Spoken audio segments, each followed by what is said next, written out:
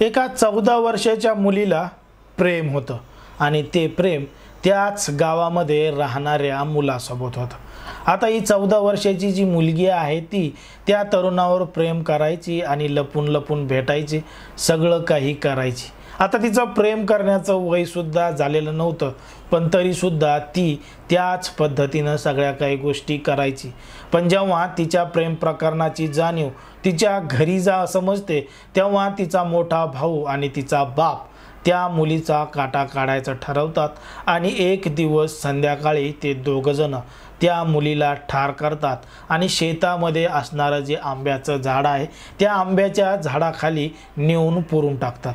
आता आंब्याच्या झाडाखाली त्या तरुणीचा मृतदेह पुरून टाकला आणि मग मुलगी बेपत्ता झाल्याची तक्रार स्वतः पोलीस स्टेशनमध्ये जाऊन दाखल करतात आणि सांगतात की आमची मुलगी गायब झालेली आहे। आता पोलिसही या संपूर्ण घटनेचा तपास करत असतात, पण पोलिसांना लवकर तपास लागत नाही आणि मग त्यांचे जे खबरे आहेत त्यांचा जो संशय आहे त्या संशयाच्या माध्यमातून पोलीस अखेर आरोपीपर्यंत पोहोचतात आणि त्यामध्ये जे आरोपी असतात त्या मुलीचे वडील आणि त्या मुलीचा भाऊ या दोघा जणांना पोलीस ताब्यात घेतात, कायदेशीर कारवाई करतात आणि त्यांना जेलमध्ये टाकतात।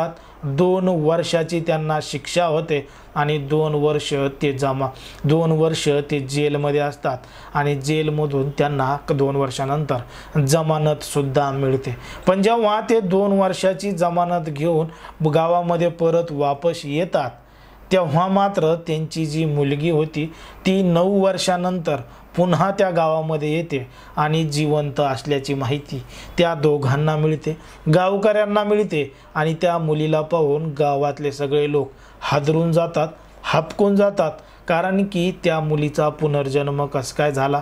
9 वर्ष अगोदर गायब झालेली मुलगी आता परत कस काय आली, कारण की तिच्यामध्ये मोठे बदल सुद्धा झाले होते आणि तिच्याच वडिलांनी आणि भावानी तिला ठार केलं होतं आणि ती तरुणी ती मुलगी वापस कस काय आली होती हाच एक मोठा प्रश्न पडलेला होता।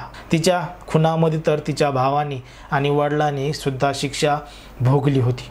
नेमकं काय आहे संपूर्ण प्रकरण, कुठं घडली ही घटना हे आपण अगदी सविस्तरपणे जाणून घेणार आहोत। पण जर तुम्ही अजूनही आपलं चॅनल सबस्क्राईब केलं नसेल तर लगेच सबस्क्राईब करून घ्या आणि बाजूला असणाऱ्या बेल नोटिफिकेशनला सुद्धा ऑन करायला विसरू नका। आता ही जी संपूर्ण घटना आहे ती आहे मध्य प्रदेशमधल्या छिंदवाडा जिल्ह्यातील जोंडपाल गावामध्ये राहणारी एक 14 वर्षाची तरुणी आहे, मुलगी आहे आणि त्या मुलीचं नाव आहे कांचन। आता या 14 वर्षाच्या कांचनला गावामधल्याच एका तरुणाबरोबर एका मुलाबरोबर प्रेम झालं।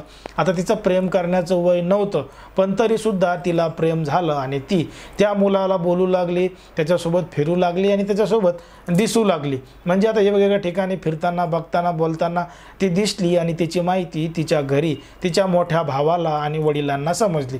आता वडिलांना आणि भावाला माहिती समजली म्हणून त्या दोघांनी तिचा काटा काढायचं ठरवलं आणि तिला संध्याकाळी ठार केलं। रागाच्या भरामध्ये मोठ्या भावाने तिच्या डोक्यामध्ये काठीनं मारलं आणि काठीनं मारल्यामुळं ती ठार झाली। मग बापानं तिचा मृतदेह एका कापडामध्ये गुंडाळून शेतामध्ये नेऊन त्या आंब्याच्या झाडाखाली नेऊन पुरला आणि याची माहिती कोणालाही कळू नये, काही होऊ नये म्हणून दुसऱ्या दिवशी स्वतः पोलीस स्टेशनमध्ये जाऊन मुलगी बेपत्ता झाल्याची तक्रार नोंदवली आणि ही जी संपूर्ण घटना आहे ती घटना 2014 मध्ये या ठिकाणी घडली। आता मुलगी 2014 मध्ये बेपत्ता झाल्याची तक्रार त्या वडिलांनी आणि त्याच्या मुलांनी पोलीस स्टेशनमध्ये जाऊन दिली। पोलिसांनी चौकशीला सुरुवात केली, संपूर्ण शहरामध्ये इकडं तिकडं तपासणी केली, पण त्या मुलीचा काहीही तपास लागत नव्हता। शेवटी पोलिसांनी कदरून त्या संपूर्ण घटनेचा पिछा सोडून दिला आणि त्या मुलीचा तपास लागत नव्हता आणि काहीच लागत नव्हता आणि इकडं तो जो मुलगा होता आणि त्याचा बाप होता हे सुद्धा निवांत राहिले होते। त्यांना वाटलं आता मुलगी गायब झाली, आता काही वापस येत नाही। पण बघता बघता बरेच दिवस निघून गेले आणि 2021 मध्ये सरकारच्या वतीनं ऑपरेशन मुस्कान अंतर्गत ज्या बेपत्ता झालेल्या तरुणी आहेत, गायब झालेल्या, तरुणी आहेत किंवा पळून गेलेल्या तरुणी आहेत, यांचा शोध 2021 मध्ये सरकारच्या वतीनं ऑपरेशन मुस्कान हे चालू करण्यात आलं आणि त्यामध्ये तरुणी बेपत्ता झाल्याची माहिती मिळाली। ज्या बेपत्ता झाल्या होत्या त्यांचा शोध घेण्यात आला आणि त्यांना त्यांच्या घरापर्यंत पोहोचवण्यात आलं। मग 2014 मध्ये बेपत्ता झालेली 14 वर्षाची कांचन हिचा सुद्धा शोध ऑपरेशन मुस्कान संदर्भात 2021 मध्ये घेण्यात आला। आता 2014 मध्ये कांचन गायब झाली आणि 2021 मध्ये तिचा तपास सुरू करण्यात आला आणि जेव्हा पोलिसांनी तिचा तपास चालू केला, तिची फाईल पुन्हा उघडली, तेव्हा फाईल उघडल्यानंतर पोलिसांना काही गोष्टी समजल्या आणि मग पोलीस त्या आरोपीपर्यंत पोहोचले आणि ते आरोपी होते कांचनचे वडील आणि कांचनचा भाऊ। पोलीस कांचनच्या वडिला आणि भावापर्यंत पोहोचले, त्या दोघांना ताब्यात घेतलं, त्यांची कसून चौकशी केली। पोलिसांच्या पद्धतीने विचारलं तेव्हा त्यांनी सांगितलं की तो मृतदेह आंब्याच्या झाडाखाली पुरलाय आणि आंब्याच्या झाडाखाली 2014ला तो मृतदेह पुरलेला आहे। मग आता एवढे वर्ष झाले होते, 6-7 वर्ष झाले होते आणि पोलीस त्या आंब्याच्या झाडाजवळ गेले, ज्या ठिकाणी मृतदेह पुरला होता ते सगळं उकरून काढलं। तेव्हा तिथं पोलीस होते, हे 2 आरोपी होते आणि संपूर्ण गावकरी सुद्धा होते। सगळ्यांच्या समोर खड्डं खणण्यात आलं आणि तिथून मृतदेह सुद्धा सापडला, पण त्या मृतदेहाचे फक्त हड्ड्याच शिल्लक राहिल्या होत्या, फक्त हाडकच राहिले होते।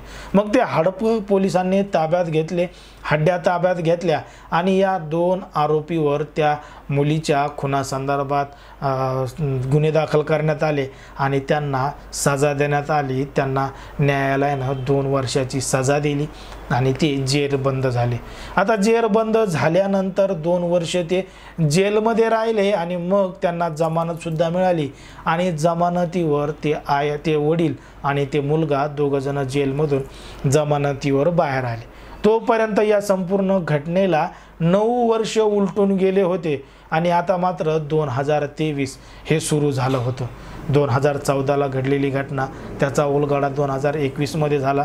2021 मध्ये त्यांना सजा मिळाली आणि पुन्हा 2 वर्ष ते जेलमध्ये राहिले। असे मिळून एकंदरीत 9 वर्ष या संपूर्ण परिसरामध्ये गेले आणि 9 वर्षानंतर त्या गावामध्ये जी 2014 मध्ये बेपत्ता झालेली तरुणी होती कांचन, ती पुन्हा त्याच गावामध्ये आली आणि आता मात्र तिला 2 लेकरं सुद्धा झालेले होते। 14 वर्षाची मुलगी ही आता बरेच वय तिचं वाढलेलं होतं, 2 मुलं सुद्धा झालं होतं आणि तिचं लग्न सुद्धा झालं होतं आणि तिला पाहून बऱ्याच लोकांना धक्का बसला। लोक घाबरून सुद्धा गेले, बाबा भूतभीत काय आहे का? पण तिच्यासोबत लेकरं बिकरं लग्न झालेलं पाहून त्यांना सुद्धा धक्का बसला। पण ती तेवढ्या मोठ्या प्रमाणात ओळखू येत नव्हती, पण ती जेव्हा ओळख सांगत होती तेव्हा लोक ऐकून घाबरले होते। जेव्हा ती तिच्या घरी गेली, घरच्यांना समजून सांगितलं, तेव्हा घरच्यांना सुद्धा काही गोष्टी पटल्या आणि मग ते पुन्हा पोलीस स्टेशनमध्ये गेले आणि या दोघांवर जी केस चालू होती, जमानतीवर जे सुटले होते, त्या संपूर्ण घटनेचा उलगडा स्वतः कांचननं 9 वर्षानंतर येऊन केला होता की नेमका तिचा खून कोणी केला होता। तिचा खून झालाच नव्हता तर मग तिथं सांगडा कोणाचा सापडला होता आणि जे वडील आणि भाऊ 2 वर्ष जेलमध्ये गेलेत हे नेमकं कोणत्या आरोपाखाली गेले होते आणि ते नेमकं कोणाचा खून करून गेले होते, असे विविध प्रश्न या ठिकाणी निर्माण झाले होते। या संपूर्ण घटनेचा उलगडा स्वतः कांचन हिनंच केला। कांचन जेव्हा पोलीस स्टेशनमध्ये गेली, स्वतःचेच खून झाल्याची घटना तिनं सांगितली आणि तोपर्यंत सगळे त्या ठिकाणचे परिसरातले पोलीस यांच्या बदल्या झालेल्या होत्या, नवीन अधिकारी त्या ठिकाणी आलेले होते आणि जेव्हा त्यांनी तपास केला तेव्हा सत्य समोर आलं आणि तेव्हा समजलं की हे जे संपूर्ण प्रकरण आहे 2021ला जेव्हा सरकारकडून ऑपरेशन मुस्कान चालवण्यात आलं, त्याच्या अंतर्गत ज्या बेपत्ता झालेल्या तरुणी आहेत त्यांचा शोध घेण्यात आला, त्यामध्ये कांचनचं सुद्धा नाव आलं आणि कांचनचा शोध घेत असताना पोलिसांनी जरा एक्स्ट्रा डोकं लावलं। पोलिसांच्या डोक्याचा वापर केला आणि पोलिसांनी अशा पद्धतीनं त्या मुलीला ताब्यात घेतलं। मुलीच्या ज्या आरोपी आहेत तिचा वडील आणि भाऊ या दोघांना जबरदस्ती ताब्यात घेतलं, त्यांच्यावरच खुनाचा आरोप लावला, त्यांना जोरदार मारहाण केली आणि बळजबरी त्यांच्याकडून खून केल्याचा प्रकार उघड करून घेतला कारण की पोलिसांना यामध्ये वाहवाही मिळवून घ्यायची होती। जास्तीत जास्त तरुण्या कशा पद्धतीने सापडून दिल्यात किंवा आम्ही शोध लावला हे रेकॉर्डवर दाखवण्यासाठी कांचनच्या वडिलांना आणि भावांना जबरदस्ती अटक करण्यात आली होती। एवढी मारहाण केली की त्यांनी स्वतःच्या मुलीचाच खुनाचा त्यांनी केला अशी कबुली सुद्धा कोर्टामध्ये दिली आणि म्हणून त्यांना शिक्षा ती झालेली होती। आणि तो जो मृतदेह होता त्या ठिकाणी पुरलेला तो एक पोलिसांनी रचलेला डाव होता। पोलिसांनीच एका अज्ञातस्थळी मिळालेली जी लाश होती, डेड बॉडी होती, ती त्या ठिकाणी पुरली आणि यांना सांगितलं की तुम्ही तसं सांगा आणि तसं जर सांगितलं तर सगळं काही रेकॉर्डवर येईल आणि पोलिसांनी किती मोठा कारनामा केला आणि किती वर्षानंतर शोधून काढलंय यामुळे पोलिसांची वाहवा होईल असं संपूर्ण षडयंत्र पोलिसांनीच रचलं होतं। हे जे कांचन आहे तिच्या वडिलांनी आणि भावांनी तिला मारलं नव्हतं, उलट ही प्रेम प्रकरण करून फरार झाली आहे, बेपत्ता झाली आहे याची माहिती तिच्या वडिलांना आणि भावाला होती। पण तिनं तिचा संसार सुखी केलाय आणि ती तिकडं आनंदी आहे म्हणून यांनी तिची शोधाशोध केली नव्हती आणि गावामध्ये इकडं तिकडं बदनामी होईल, पोरगी पळून गेली म्हणून यांनी जास्ती कोणाला काही गोष्ट सांगितली नाही। तो आरोप स्वीकार केला, जेलमध्ये गेले आणि 2 वर्ष सजा भोगून आले।